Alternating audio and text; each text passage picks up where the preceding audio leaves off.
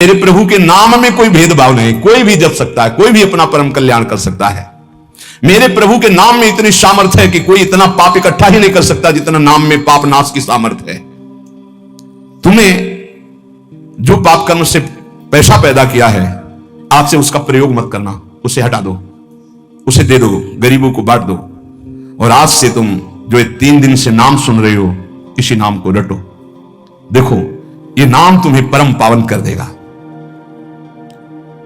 वैश्या ने कहा अब तो मैं जाऊंगी नहीं अपने घर, संपत्ति बांटने की तो बात, अब वहां जाऊंगी नहीं। तो उन्होंने कहा फिर इसी कुटिया में रहकर तुम नाम जप करो। मैं चला। वो वैराग्य लेके उसी कुटिया में नाम जप करने लगी और उसका नाम हरिदासी हुआ। और हरिदास जी उसी समय उस कुटिया से निकले, सीधे शांतिपुर अद्वैताचार्य के समीप चले गए। अद्वैताचार्य जी बहुत बड़े महाभागवत, वो सदैव श्री कृष्ण चिंतन में संलग्न रहते, अद्भुत विद्वान, शास्त्रज्ञ, भगवत प्रेमी महापुरुष। अब वो फटे पुराने कपड़े पहन करके वैश्या वही नाम कीर्तन कर। अब उस जमींदार के तो होश उड़ गए कि मैंने भेष छुड़वाने के लिए वैश्या को भेजा था और यहां वैश्या ही अपना भेष परिवर्तन करके वहां नाम जप करने लगी। ये क्या है नाम जापक जन, भगवान के जन। उस वैश्या का वैसे ही सम्मान होने लगा कुछ वर्षों बाद जैसे हरिदास जी का होता था। लोग उस वैश्या के दर्शन करने आने लगे। हर समय वैसे ही नाम जप करते हुए उसी भूमि पर जिस कुटिया में वो रहते थे वो हरिदासी नाम से कही गई। क्या महिमा है भगवान नाम जापक संतों की। और इधर रामचंद्र खां ने अपने कुकृत्य का फल पाया कि बादशाह का कोई अपराध बन गया, साबित हो गया नहीं अपराध होने पर भी, तो तत्काल आदेश हुआ, सारी संपत्ति और जमींदारी उसकी जब्त कर ली गई, उसको जेल में डाल दिया गया। ये साध हो अवज्ञा तुरंत भवानी कर कल्याण अखिल के हानि। कोई ऐसा मुकदमा, कोई ऐसी बात आ गई जिसमें उनका अपराध साबित हो गया और सारी संपत्ति जमींदारी जब्त कर ली गई, उनको जेल भेज दिया गया। खाने की भी व्यवस्था भंग कर दी गई, जेल में भारी कष्ट उनको दिया गया। पक्का जो भक्त का अपमान करता है, भक्त को नीचा दिखाना चाहता है, उसकी दुर्गति पक्की हो जाती है। यहां तो ये ब्याज है, मूल तो और मिलेगा। महात्मा हरिदास जी विश्वास के तो मूर्तिमान स्वरूप हैं। उन्होंने नाम को ही अपना जीवन माना। भगवान निष्ठा उनके हृदय में अटल भाव से थी। बेनापोल की निर्जन कुटिया में उस वैश्या का उद्धार करके उसे हरिदासी बनाकर आप शांतिपुर आ गए, अद्वैताचार्य के पास। शांतिपुर के समीप ही फुलिया नामक ग्राम में एकांत में छोटी सी फूस की झोपड़ी बनाकर अहरनिश कृष्ण नाम जप रहे थे। उस समय बादशाह यवन ही था और वहां के बड़े बड़े काजी अधिकारी यवन ही थे। भारी अत्याचार उन लोगों का था, यहां तक कि उनके धर्म के विरुद्ध कोई चू नहीं बोल सकता था, सत्ता थी। अब जब वहां काजी को पता चला कि रात दिन ये नाम जप करता है और यवन धर्म से इसका जन्म है, तो उनके मन में आया कि इसको दंड दिलाया जाए कि बड़ा इसका सम्मान हो रहा है। काजियों का ये समझो एक तरह के वो बादशाह ही होते थे, बादशाह उन्हीं के इशारे से चलते थे।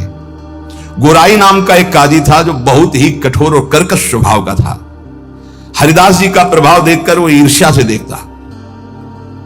मतलब कुछ लोग ऐसे देखते हैं कि बस उनके पास जो है वो भस्मासुर वाली ताकत नहीं है कि हाथ दर्दे भस्म हो जाए, नहीं तो भक्तों को वो भस्म ही कर दे, ऐसी दृष्टि होती है। वो दृष्टि से पता चलता है। वो हरिदास जी को ऐसे देखता कि कैसे इनको नष्ट कर दूं। और जब उसको ये पता चला कि यवन धर्म के ही हैं, तब तो बढ़िया उसको रास्ता मिल गया। हरिदास जी का प्रभाव दिनों दिन बढ़ता चला जा रहा था। उसने विचार किया कि यवन धर्म के होकर के हिंदू धर्म का नाम ले रहे हैं, ये तो कुफ्र है, काफिर है, ऐसा काजी ने विचार किया। इसे बादशाह के सामने पहले पेश करें, फिर इसको दंड निर्धारित करें। गुराई काजी ने विरुद्ध राज दरबार में अभियोग चला दिया ठाकुर हरिदास जी की।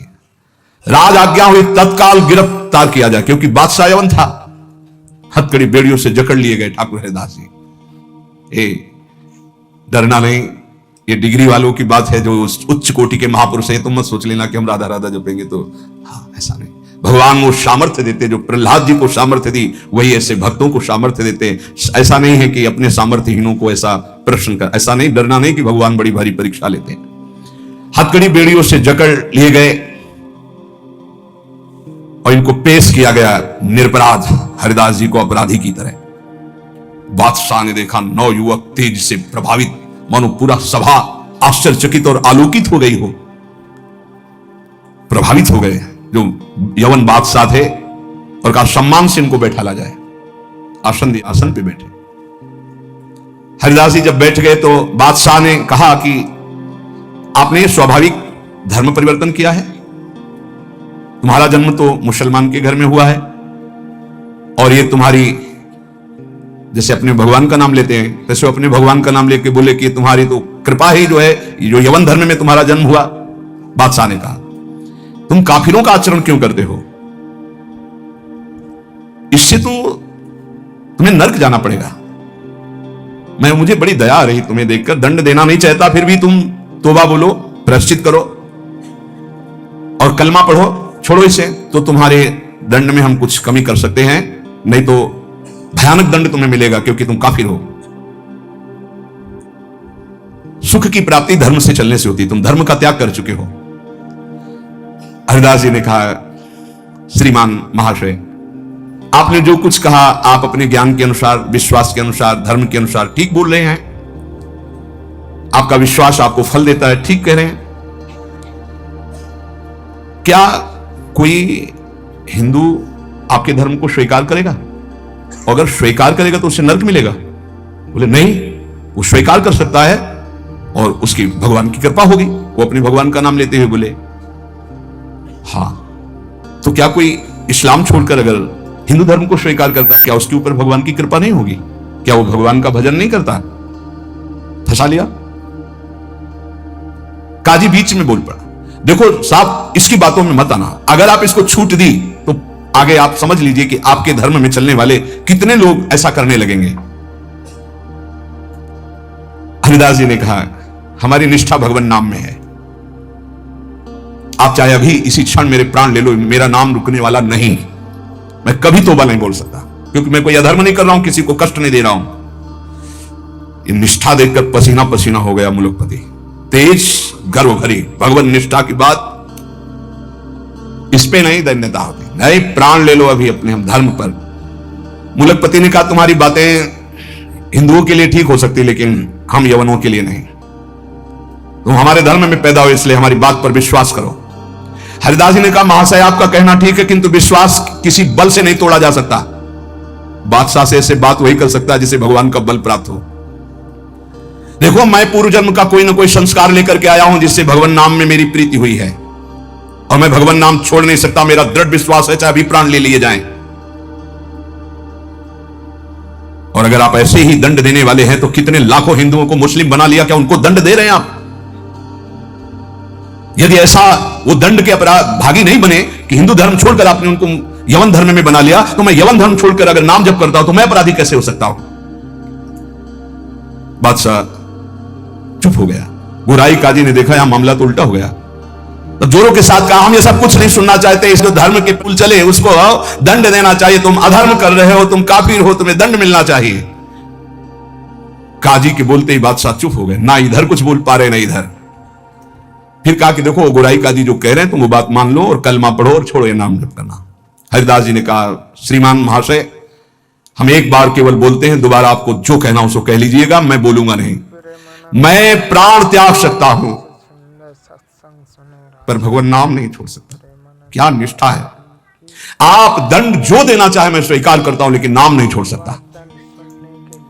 मेरी देह के आप इसी सभा में सैकड़ों टुकड़े कर दिए, हर टुकड़े से निकलेगा कृष्ण कृष्ण कृष्ण, छूटेगा नहीं नाम। मैं तुम्हारे दंड देने से विचलित नहीं हो सकता, मैं हरिनाम को जब तक श्वास है नहीं छोड़ सकता। अब आखिरी मेरी ये बात है, आप चाहे दंड दें या जो चाहे सो करें। निर्भीक उत्तर सुनकर के बादशाह सोच में पड़ गया, ऐसे एक महान को क्या दंड दें।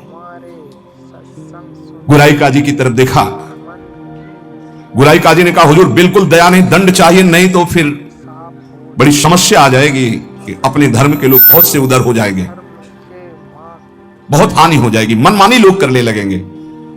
मुलकपति ने कहा सही पूछो तो मेरे में हिम्मत नहीं है, तुम बोलो दस्तखत हम कर देंगे, क्या दंड दिया जाए तुम बोलो दस्तखत कर देंगे, लेकिन हिम्मत नहीं कि मैं दंड निर्धारित कर सकूं। गुराई काजी ने कहा हुजूर मेरी जो अंदर बात आ रही, इसको ऐसा दंड देना चाहिए कि पूरे विश्व में कोई भी इनके विपरीत आवाज ना उठा पावे। क्या क्या दंड निर्धारित किया जाए? प्राण दंड, वो भी ऐसे सीधे प्राण दंड नहीं, 22 बाजारों में कोड़ों से मार मार कर बेतौर कोड़ों से इसकी जान ले ली जाए, जिससे सब कोई देखे कि धर्म के विरुद्ध चलने वाले को कैसा दंड दिया जाता है। सभी लोग ऐसा देखें और किसी की हिम्मत ना पड़े। मुलकपति ने दस्तखत कर दिया, ऐसा ही।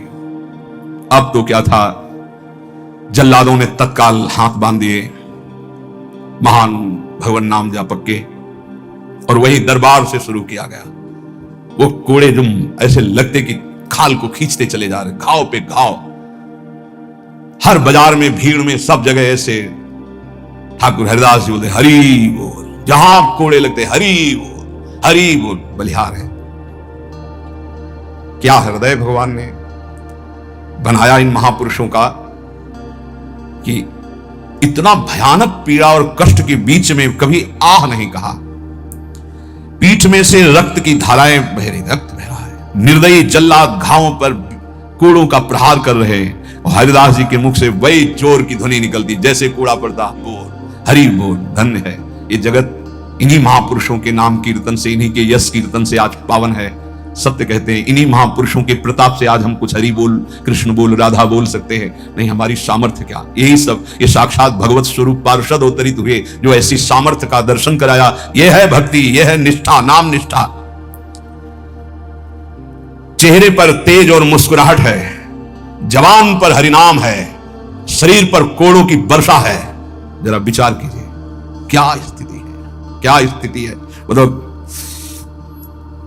देखने वाले चीख पड़ते, रो पड़ते, दुख से आंखें बंद कर लेते। अरे ऐसे निर्मम जल्लाद ऐसे महापुरुष को कष्ट दे रहे हैं जो निरपराध, कोई अपराध नहीं किया, लेकिन किसी की हिम्मत क्या कि कोई बोल सके, कोई रोक सके बादशाह के हुक्म के आगे। हरिदास जी की वही मुस्कुराहट, वही आनंद भरा शब्द हरि बोल, हरि बोल। जल्लाद पीटते चले जाते हैं, 22 बाजारों में घुमा घुमा करके, कोड़ों से मार मार करके, लथपथ मांस के टुकड़े गिर रहे हैं, ऐसे कोड़े मारते कि चिथड़ा हो जाता शरीर। जल्लाद आश्चर्य में हो गए कि किस माटी का बना हुआ ये भगत है, कि एक बार भी उफ नहीं निकला, आह नहीं निकला, हरि बोल, हरि बोल। और जहां वो मारते कोड़े और कहते, अब भी कहता है हरि बोल, हरि बोल, तो मुस्कुरा के देखते बोले तेरा भी कल्याण हो गया, क्योंकि वो भी यवन जल्लाद थे। वो गुस्सा में बोलते, अब भी कहता है हरि बोल, हरि बोल, तो कहते तेरा भी कल्याण हो गया, क्योंकि तू भी 2 बार तो हरि हरि बोला, तेरा भी कल्याण हो गया। ऐसे कोड़े चल रहे थे कि 10-5 कोड़ों में ही मृत्यु हो जाए आदमी की। पीठ पर असंख्यों कोड़े,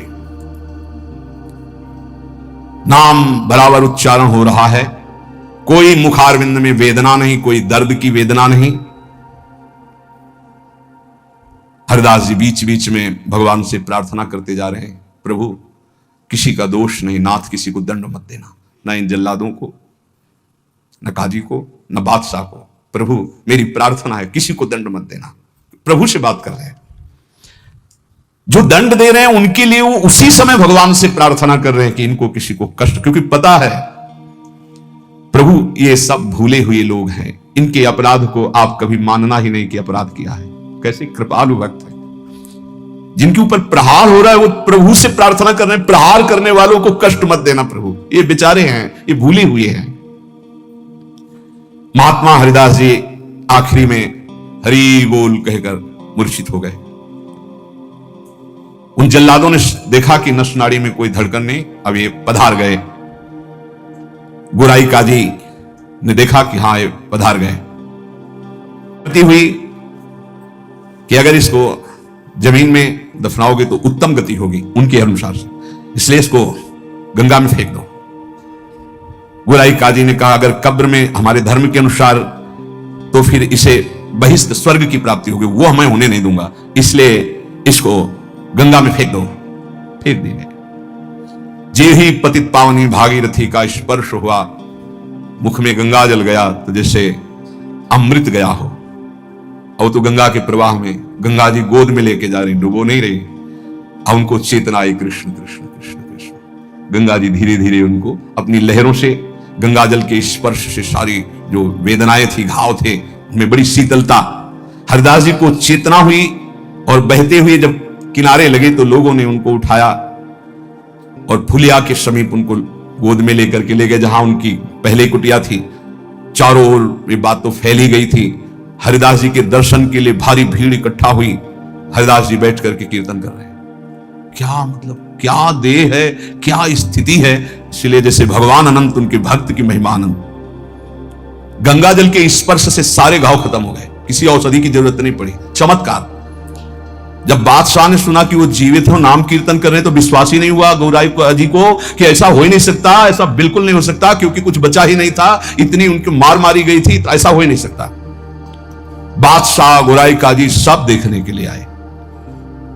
जब ये सुना कि बादशाह सब हटाया गया, बादशाह जाग वही तेज, वही नाम, वही स्वस्थ शरीर, तब उन्होंने गौराई काजी की तरफ देखा और कहा भारी अपराध बन गया, ये कोई साधारण नहीं हो सकते, ऐसा दंड पाने के बाद तो कोई जीवित ही नहीं रह सकता। साष्टांग दंडवत ठाकुर हरिदास जी की बादशाह ने की और कहा मुझे क्षमा करो, मुझसे मैं दंड देना नहीं चाहता था, लेकिन ये गौराई काजी ने, उन्होंने कहा श्रीमान अब भी आपसे प्रार्थना करता हूं, आपका इसमें कोई दोष नहीं है, ये कोई हमारा पूर्व का हिसाब था जो पूरा हो गया, आप प्रसन्न रहिए, उनका मैं आपकी सेवा करना चाहता हूं, आप आज्ञा कीजिए। ठाकुर हरिदास से कहा बादशाह ने, उनका बस एक सेवा कर दीजिए, अब कभी आना मत और हमारे नाम कीर्तन में कभी विघ्न मत डालना। उनका आज के बाद कभी कोई आपको विघ्न नहीं डालेगा, और आप अगर ऐसा कहते तो मैं कभी आपके सामने नहीं आऊंगा। काजी को फटकारा और लेकर चले। हरिदास जी ने विनम्रता से कहा सुनते जाइए, आप कभी क्षोभ मत करना, इसमें कोई अपराध नहीं है। देखो मनुष्य शरीर में दुख सुख का विधान होता है, हर जीव को अपने कर्म भोगने होते हैं। निमित्त किसी को कर्म बना दे, आपको निमित्त बना दिया, ये तो मेरा ही कर्म था जिसको मैंने भोगा। ऐसे कोई कर्म पूर्व जन्म में किए होंगे जिनका फल मुझे भोगने को मिला, आप कभी क्षोभ मत कीजिएगा। हरिदास जी की ऐसी बात सुनकर फिर बादशाह लौट पड़ा, चरणों में पुनः प्रणाम किया। जितने भी वैष्णव ये सब आकर के बड़ा दुख प्रकट किए हरिदास जी के पास। भगवान कहां, भगवान आपके ऊपर कोड़े चल रहे थे, कहां भगवान थे, क्यों नहीं बचाए। हरिदास जी ने कहा आप लोग नहीं जानते, आप तो शास्त्र के मर्म को जानने वाले हैं, लेकिन भगवान की कृपा को जानते हैं। मुझे जो दंड मिला उसका कारण है मैंने भगवान नाम की अवहेलना सुनी राज दरबार में, जीवित रहा इसलिए मुझे दंड मिलना जरूरी था। और दूसरी बात, जिस समय मेरे ऊपर कोड़े चल रहे थे तुम्हें दिखाई नहीं दे रहा था, हरि ऐसे किए गए थे, एक भी कोड़ा मेरे ऊपर नहीं लगा। जैसे प्रहलाद जी से पूछते थे उनके मित्र कि तुम्हारे ऊपर हाथियों से कुछ लाया गया, तो कहते थे मेरे हरि मुझे ऐसे गोद में लिए, एक भी कष्ट मेरे को नहीं हुआ। ठाकुर हरिदास जी कह रहे तुम्हें नहीं दिखाई दिया, तुम कोस रहे हो प्रभु को। जिस समय कोड़े चल रहे थे हरि ऐसे शास्त्र बाहुओं से मुझे ढके हुए थे, वो कोड़े हरि के ऊपर चल रहे थे, मेरे ऊपर नहीं। वो हरि वार ले रहे थे, मेरे ऊपर नहीं। तभी वो जोर से बोलते थे हरि बोल, क्योंकि हरि पास में। ये भक्त जानता है, बाहरी क्या जाने।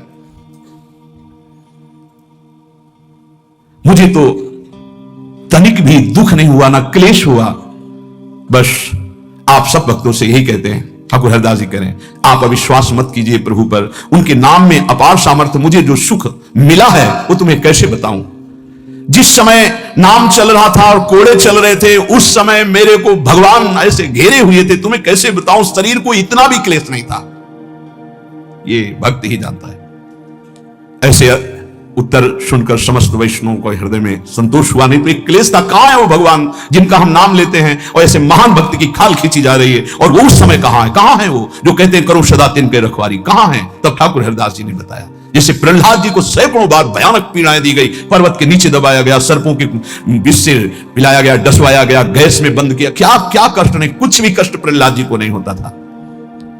हरिदास जी महाराज का स्वस्थ शरीर वही फुलिया ग्राम में रहकर निरंतर भगवान नाम कीर्तन। उपासक, जीवन का सबसे बड़ा फल है नाम में प्रीति हो जाना। किसी भी प्रलोभन से लुभायमान होकर नाम मत छोड़ो, किसी भी भय से भयभीत होकर नाम मत छोड़ो, तो तुम्हें दिखाई देगा जैसे ठाकुर हरिदास को दिखाई दिया कि प्रभु हजार बाहुओं से ऐसे, तो एक भी कोड़ा ठाकुर हरिदास जी को दुख नहीं पहुंचा सका।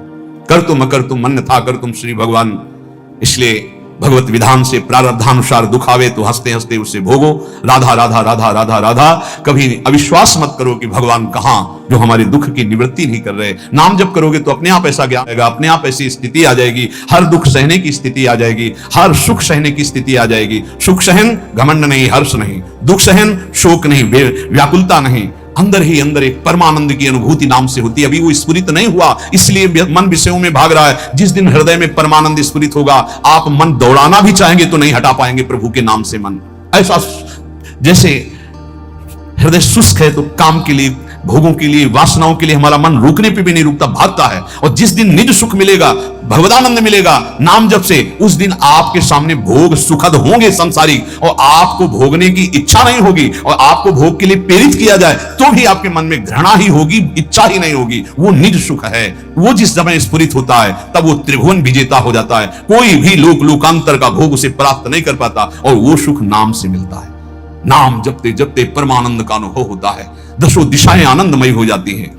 भाव कुभाव अनख आलसहु, नाम जपत मंगल दिशि दसहु। इसलिए भाव बने ना बने, श्रद्धा बने ना बने, नाम शुरू करो।